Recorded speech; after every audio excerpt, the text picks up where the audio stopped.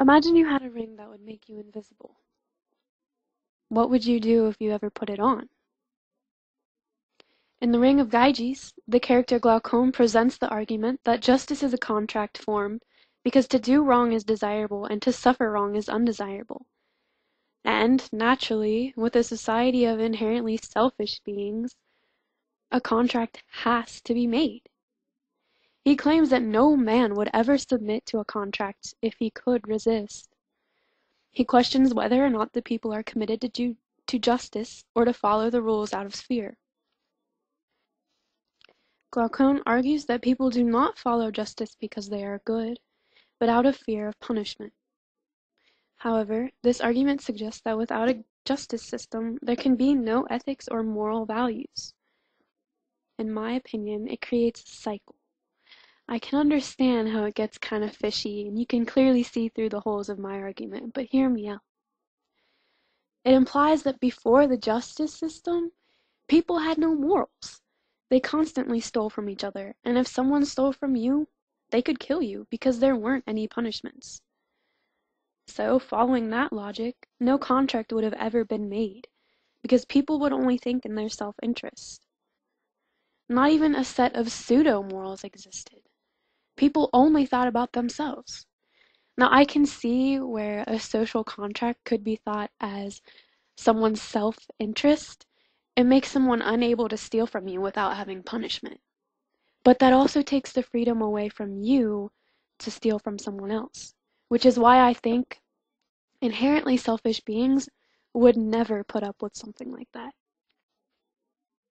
No one would ever search for a moral solution because morals didn't exist by that argument. But that can't be true. Even in situations where justice and laws are enforced, morality of people is completely irrelevant.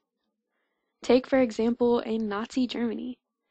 Some German people, or other people, hid Jewish people in their houses.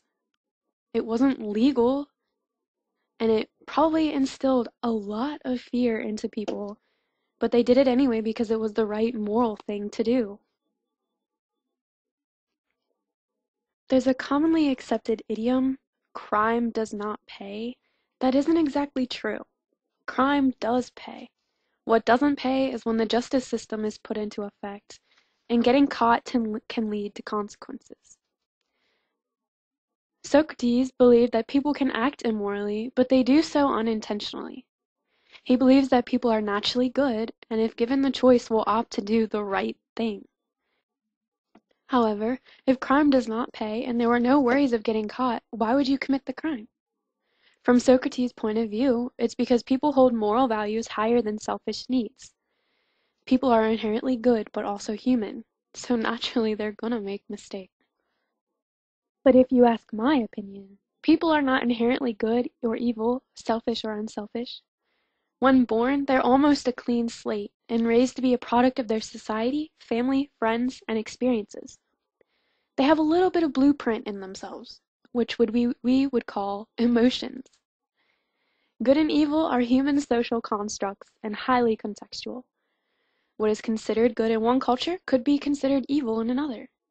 Consider, for example, a starving mother who steals food for her 3 starving children.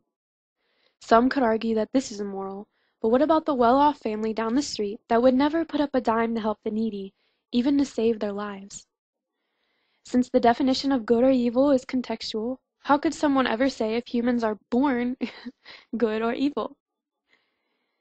Humans, as they are, have an equal capacity to do evil as they do to do good. Even morally sound people can be swayed by the expression of an authority figure with the wrong morals. For example, the Milgram experiments.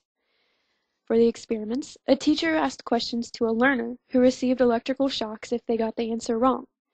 Each shock was raised by 15 volts every time the question was answered incorrectly, though in reality, the shocks were fake and pre-recorded tapes that expressed pain were played corresponding to each shock.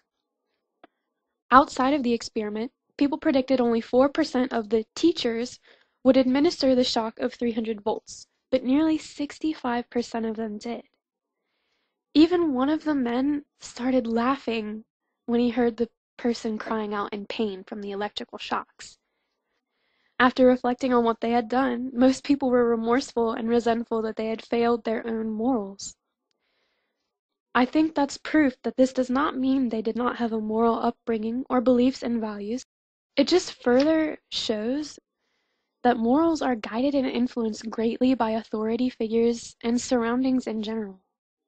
I'll bring up some more quotes of a guy named Adams who wrote A Society Fit for Human Beings. While Glaucon suggests that a society needs to be governed and have laws in order to have moral people, Adams argues that a well-ordered society is one in which the people, without manipulation or coercion by external sanctions, live and work comfortably within the social order, feel at home in it, and draw strength from it. He claims that a true society, one in which people work together and use for the better of their abilities, does not need a justice system to exist. And it doesn't need a justice system to have morals. Adams believes that people inherently have morals and will always attempt to do things for the bettering of their own soul. While I don't exactly agree with being born with morals, I do agree that you don't need a justice system to have morals. Glaucon argues that a justice system is needed for morality, while Adams argues that morality is needed for a justice system. He suggests that, with the ability to understand and live a proper life, humans have the responsibility to live a life that would stand up against moral criticism. They have a responsibility to live a life that not only meets the needs of their own, but does not hinder or hurt the needs and responsibilities of others, and thus creates a moral way of living. So, humans are not born inherently evil or good, selfish or unselfish, but are born with a sort of blueprint of feelings that allow us to choose a path we want to take. We have an equal capacity to commit evil acts as we do to commit good ones, and which we choose depends on the society in which we were brought up. We have a responsibility as human beings to live a life ourselves and others would deem worth living, and it is our job as a society to work towards a common set of moral values and beliefs to live under. Until we come to a consensus on the types of morals and beliefs to live under, we will constantly be fighting.